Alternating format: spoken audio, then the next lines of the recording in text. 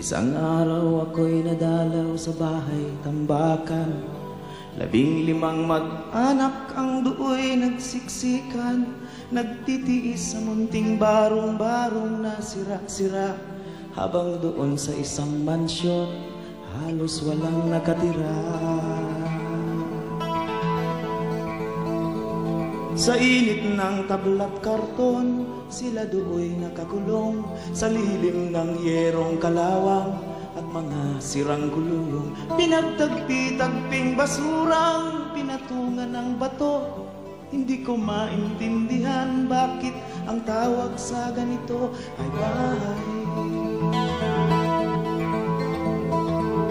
Sinulat ko ang nakita ng aking mga mata. Ang kanilang kalagayan, ginawan ko ng kanta.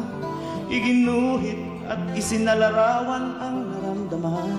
At sinangguni ko sa mga taong marami ang alam.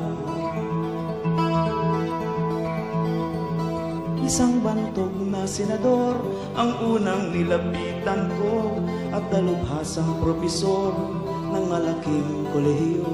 At ang pinagpala sa mundo, ang dyaryo at ang pulpito, lahat sila'y nagkasundo na ang tawag sa ganito ay bahay. Maghapot magdamag silang kakayod, kakahig, pagdakay tutukang nakaupo lang sa sahig. Sa papag na gutay-gutay, pipiliting hihimlay, di hamak na mainam pa ang pahinga ng mga patay. Baka naman isang araw kayo doon ay maligaw, mahipon niyo at marinig at maamoy at matanaw.